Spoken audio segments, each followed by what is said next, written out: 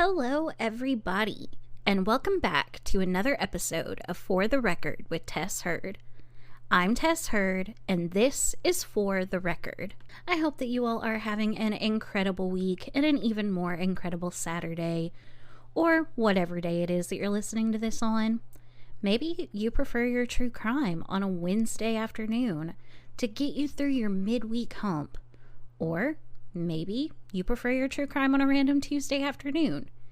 Either way, I'm just glad that you're here, and thank you so much for listening to this week's episode. This is the final week of trial, or at least witnesses and evidence. You would think that things would be finally settling down a little bit and coming to a close, but after what happened this past week, I think that things are only getting fired up again.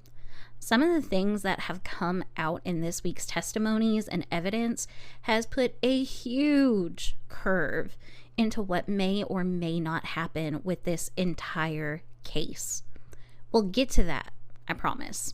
But we are going to start off with day 25. First on the stand was the social worker herself, Kathy Beatty. She reminds me of the lady from Edward Scissorhands who wanted to open the salon with Edward. I can't remember her name, but the way that she looked and spoke and her hair, it just reminded me of that lady. And she also kind of reminds me of an aunt that I don't speak to. And I don't know, she just really did not settle well with me personally. But she said that she never, absolutely did not tell Maya that she wanted to be her mother. They mostly just went over what she did with Maya, why she did it, what the orders from CPS were, why the pictures were really taken. The pictures were a really big thing. They spent a lot of time on those pictures. All in all, her testimony wasn't really anything major. I was really expecting there to be bombs dropped and explosions happening, and even in cross, there just wasn't a whole lot. It's like the Kathy Beatty in the deposition and the Kathy Beatty in the courtroom were two totally different people. She was not coming off as argumentative or aggressive or defensive or anything like that. She was very calm, very well-mannered, very... I don't even really know what the word is, but she did do a lot of grooming gestures and was kind of like rocking back and forth in her chair a little bit, kind of like she did in her depositions, where she just, I don't know, maybe it's a nervous tic or just something that she does, but she was just like swinging the chair back and forth. It was kind of weird. They did ask her, defense did ask her about her family. They'd never asked any of the other witnesses about their family. And I think the reason that they did this was to show that Kathy Beatty was a family-oriented person, that she wasn't going to be trying to go into these other families and just rip them apart for no reason. She wasn't like acting out of aggression or anything like that. But I don't know. Her testimony just really wasn't, it didn't wow me. I don't think that it wowed anybody. There weren't even a whole lot of jury questions. So, I don't know. I don't think that it did anything for the defense, and I don't think it did anything for the plaintiff.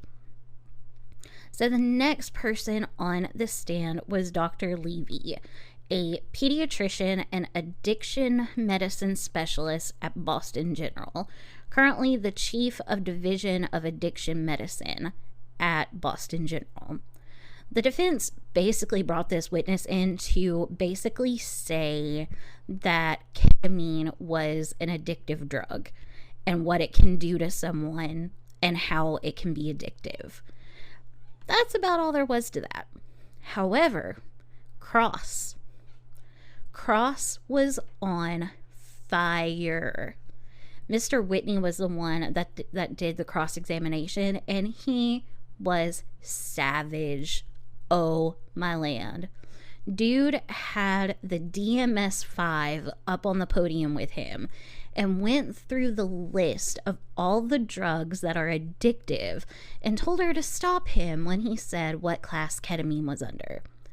She said that ketamine was in the hallucinogenic class, so he went to that chapter in the book and listed off all of those things. She said that it would be under other criteria. You guys, I'm just going to have to link the cross in the show notes because you have to see this. It was just pure gold when it comes to court. But Mr. Whitney was going through all of the other criteria, and Maya did not meet the criteria for addiction or withdrawal. One of the things that the DSM-5 says is that somebody who is addicted to a substance is going to go through their entire supply, and then they are going to do whatever means necessary to get more. That is not what was happening with Maya. And she was not showing any signs of withdrawal from the ketamine other than being agitated. She was also on steroids whenever she was brought into Johns Hopkins. So the steroids are more likely to cause aggravation than ketamine. Mr. Whitney said that Maya was on actual addictive medications, and Dr. Kirkpatrick and Dr. Hannah were taking her off of those addictive drugs. Her answer was interrupted, though, because they had to ask her to close her Outlook on her computer. So I don't really know what she said in relation to why it was such a big deal that they took her off the addictive drugs and put her on ketamine. But yeah, it was amazing. So on the stand next was Kelly Thatcher, a pediatric nurse at St. Joseph Children's Hospital in Tampa. I think that this was the hospital's best witness. I think that she was really good at staying cool, staying collected. She didn't get defensive. She didn't get angry and upset.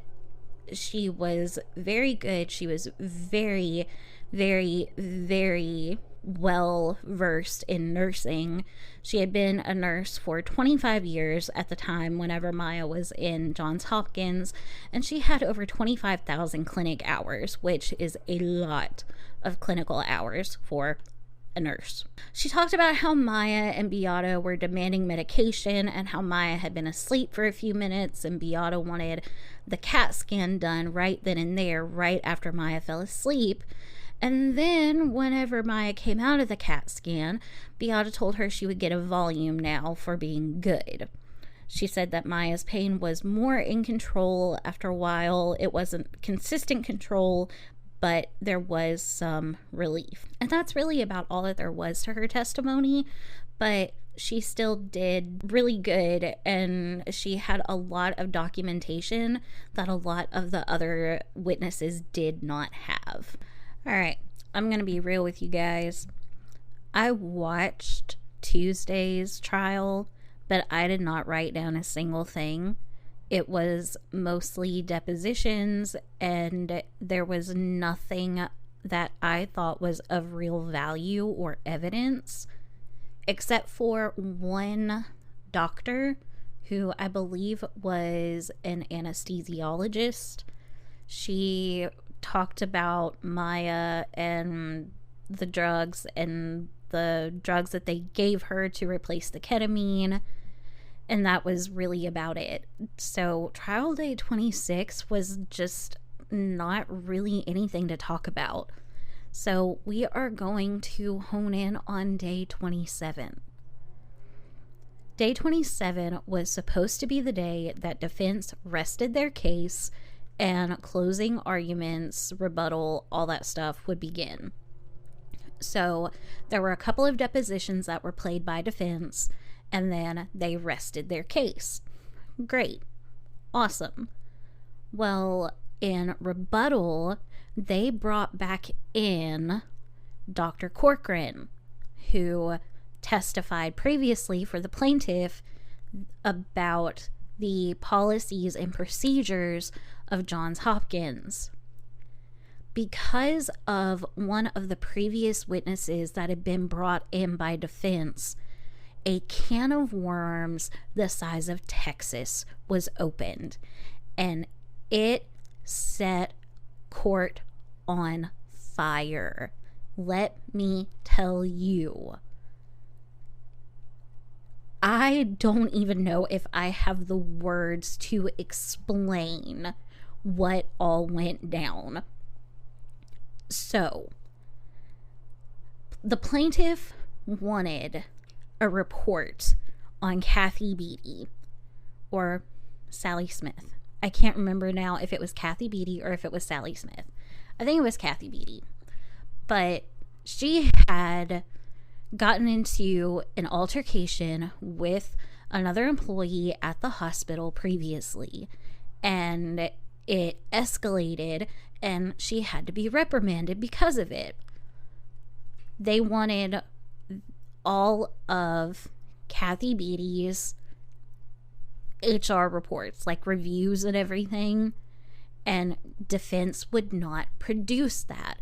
They produced some of them, but there were several that were missing, specifically one from, I believe, 2017. When defense inquired to the hospital about it, they were told by the hospital that those reports, that system was no longer accessible.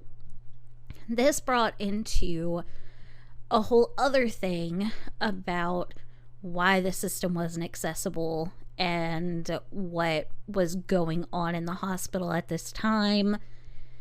And I'm not going to get all of this information correct, so you're going to have to forgive me. There's going to be stuff that's missing, and I've watched so many videos the last couple of days trying to understand it, and I still don't fully understand it, but I'm going to try my best to relay this information. So, basically, from 2000 and I think 15 up until 2019, Johns Hopkins All Children's Hospital was at risk, at immediate risk, for losing their accreditation for receiving money or government funding, however you want to word it. They were labeled as an immediate jeopardy because of the way that patients, and specifically the Heart Institute, but it was a widespread thing because of how those patients were being treated. If this is able to be brought in front of the jury, Johns Hopkins has no hope. They have no hope in winning this case because there were several patients who tragically lost their lives in the Heart Institute because of how they were being treated and because of the basically malpractice that was going on in the hospital. Like I said, it focused in the Heart Institute, but it was a systemic, widespread thing throughout the entire hospital. So it was not just confined to the Heart Institute. But why is this such a big thing? This is such a big thing because every witness that has been brought up by defense to talk about the hospital has said that the hospital was in good standing. It was a gold star hospital. Everything was on the up and up. There was nothing to worry about. Everything was good. They were great. It was fantastic. And if all of this comes to light and is actually true, that they were at immediate jeopardy for this, then everything that happened, all of the witnesses, everything would have been lying and trying to cover it up, or they didn't know any better. If they didn't know any better, I can't hold them to that. But several of these people knew what was going on. Even Mr. Hunter, the one who is like defending, he is like the main person defending Johns Hopkins in this trial. He has tried to cover up this whole thing. He even said that this was an issue that he thought that he buried a long time ago. And now it's being brought back to light again. So this is a huge, huge, huge deal. I don't know what's going to happen. All I know is that the judge was livid. And I mean, we've seen him lose his cool during this trial a couple of times, but he was livid. This was the last day of witnesses, the last day of evidence. This is something that should have been addressed way before now. And this bomb got dropped on the last day. The judge has another trial that he has to start in like a week. So this was like the worst possible time for this to happen. And it is blowing up. It is blowing up. I don't know another way to say it. Bombs are being dropped and everything is exploding right in front of their faces.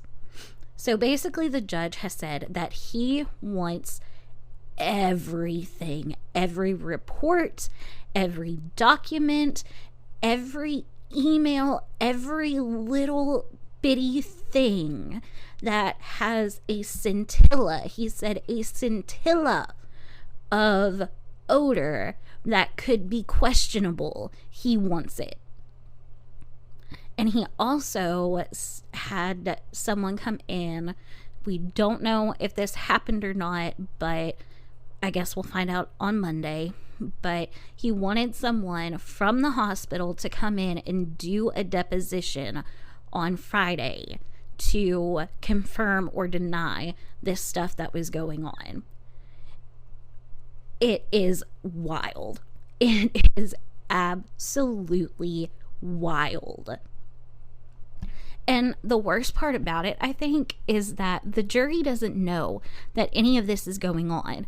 And so the jury was dismissed for like half an hour while the attorneys and the judge were discussing all this in the middle of the court day.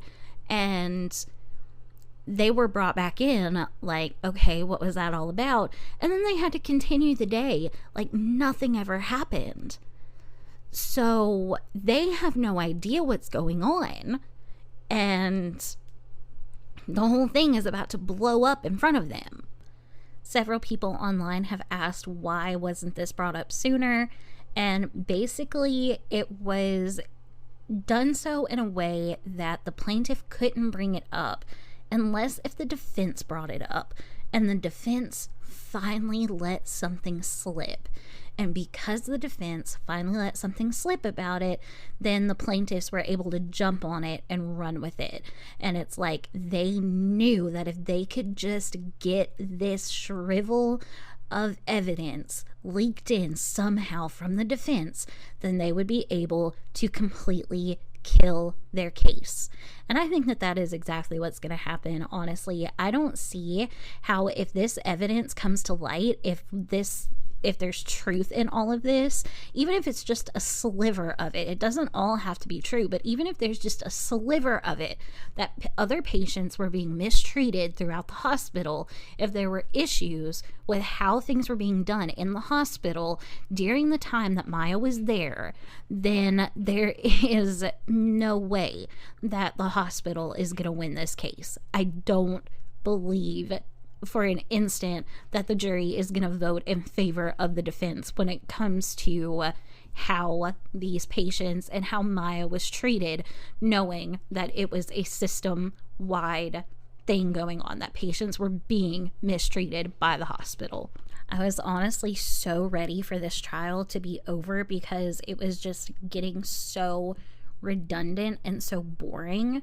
But after all of this, I honestly cannot wait for Monday.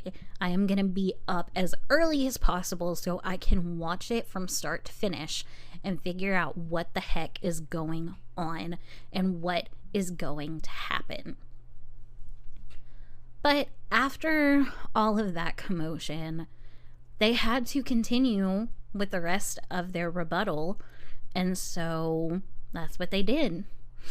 They brought up Maya on the stand again because defense had tried to say that Maya really wasn't as bad off as she said that she was. They were trying to say and use pictures of her from her social media, and some of the pictures weren't even on her social media. They were on her friend's social media, and they went through her friend's social media and her school social media and everything and like got these pictures, and she was really upset about that. But according to Law and Lumber, unfortunately that's legal and they can do that. So I don't know, but she had gone to I think it was winter formal, and then she had gone out the weekend before Halloween, and they were trying to say that because she was able to go to winter formal and she was able to go out for Halloween, that she wasn't really as bad off as they said, or that she was making it out to be. So Maya was brought back up on the stand to rebut what they had said about her being able to go out, and it really broke my heart for her, because she said that, you know, for winter formal she literally bought the dress the day before because she didn't know if she was going to be able to go out or not, and the only reason that she went was because her boyfriend bought the tickets and she didn't want to upset him by not going. And she went, and they stayed for maybe an hour, and then she had to come home. And with going out on Halloween, she went out for a couple of hours and then she was done, and then basically she stayed in bed for the rest of the weekend. So I can attest to this, not in the sense of chronic pain, but as a diabetic, I understand this to a degree. If I have a really bad blood sugar day, then I'm done. You don't realize how exhausting it is to not have your blood sugars in a normal level. And sometimes no matter how hard you try to control it, and no matter if you do everything right, you're still going to have days where everything is off. And whenever my blood sugars are up and down, or if they run high or if they run low, then the likelihood of me going out and doing anything the next day, or even staying home and doing anything other than laying on the couch, it's not happening. So I understand that, and I think that a lot of people with any kind of chronic illness would understand that. It's not just the fact if you are physically in pain, it's what happens inside of your body. It literally can completely exhaust you to the point where some days you don't even want to move. So I get that, and I don't think that that could or should be held against her for that, but that's just me. I know that this is a very short episode in comparison to the last ones, but that is all that I have for this week, you guys. I have a feeling that next week is going to be very, very interesting, and I cannot wait to watch the trial on Monday and see what is going to happen from all of this. So yeah, that's all that I have. If you haven't already, please hit that follow button or that subscribe button, depending on where you're listening from. And if you haven't, then please leave me a 5-star review, because you know that really helps your girl out. All right, guys, until next week, the record will so reflect.